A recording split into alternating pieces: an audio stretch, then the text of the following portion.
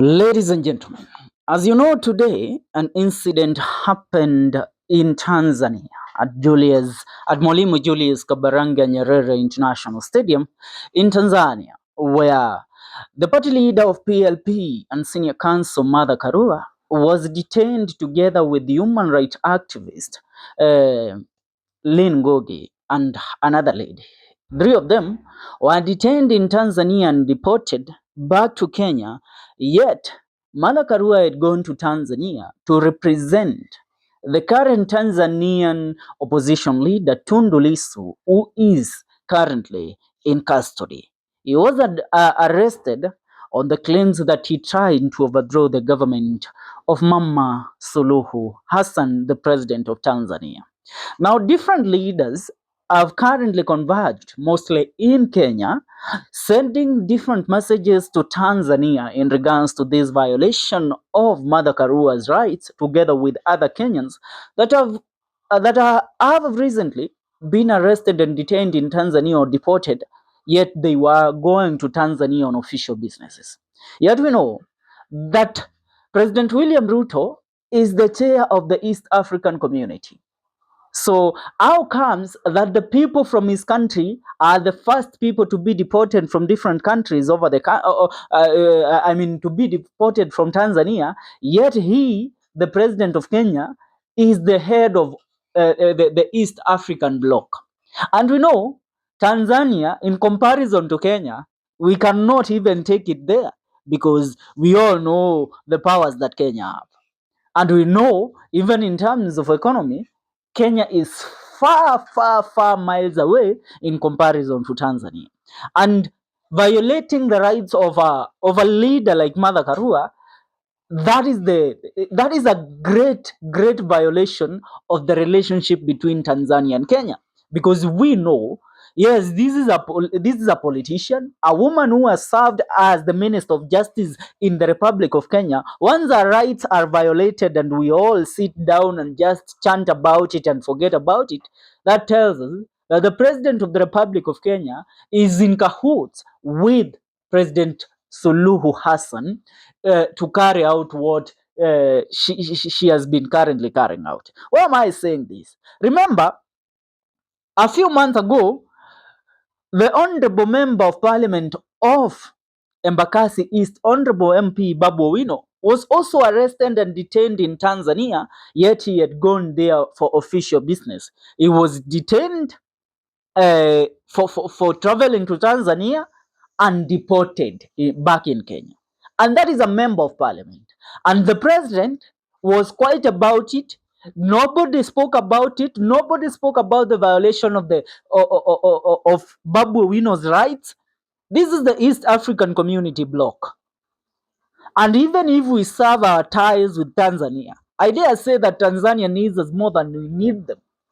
What does Tanzania bring to Kenya? Music. What else? Niambieni tu kweli, ni nini kingine ambacho wanatuletea? Now, getting down to Martha Karua's tweet, she said, I arrived at Dar es Salaam Mwalimu Julius Nyerere International Airport at 9 a.m. and immigration referred my passport to the supervisor, who has kept me waiting for an hour as she consults her superiors. Then she goes ahead to say, I'm concerned that as a citizen of Jumuiya, I am my access within Jumuiya country appears inexplicably restricted. The supervisors have now informed us that our entry to Tanzania has been denied, no reasons given. EALA's Society and Law Society of Kenya, apart from Gloria Kimani and Ngugi Lin, are also detained. The common thread that binds us is that we are all guests of East African Law Society. That is what Martha Karua said. And a lot of people have taken to react to this message, and I want you to listen to a message from one MP Babu Owino, because he was also detained in Tanzania. He says, Suluhu Samia, it is very worrying to mistreat Kenyans when they come to Tanzania. Detaining Martha Karua Julius Nyerere International Airport is demeaning, unnecessary, and amounts to violation of rights. Don't ever come to Kenya if you can't behave. We will not entertain such conduct unbecoming of a leader. You know, if there is something that we all have realized recently with Tanzania, is that the president of Tanzania, Suluhu Hassan, is a dictator in making. Because it seems in Tanzania currently, democracy is an advantage. It is not how it used to be before. Because back in the days in Tanzania, you know, these other leaders that are being arrested in Tanzania currently, they are being arrested for only one reason, that they are in opposition. Are we together? Suluhu Hassan is becoming a new a new Yoweri Kaguta Museveni in East Africa. Why am I saying this? Because Yoweri Kaguta Museveni is the man that is known of detaining his political nemesis. Those that oppose his leadership as the president of Uganda are detained by him, Yoweri Kaguta Museveni.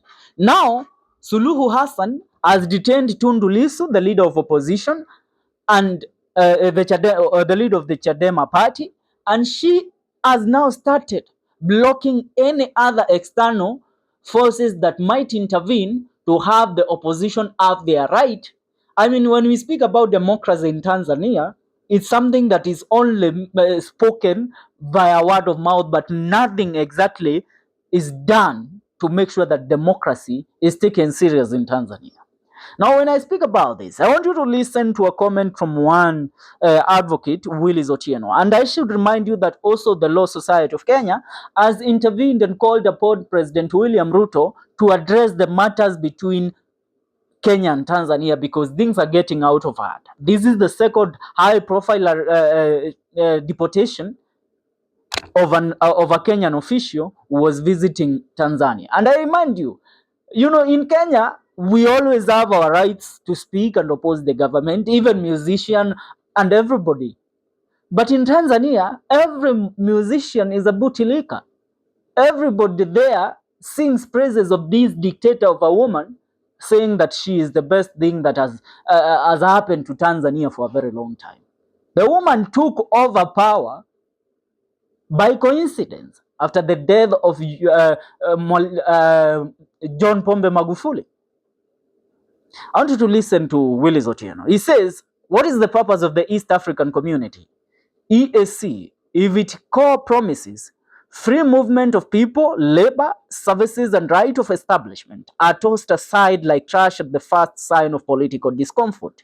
If Mother Karua, a senior advocate and a stateswoman, is denied entry and deported from Tanzania for simply seeking to exercise her professional rights under a regional treaty Kenya is a signatory to, then we must ask, is the EAC a serious integration project or just a diplomatic charade for photo ops?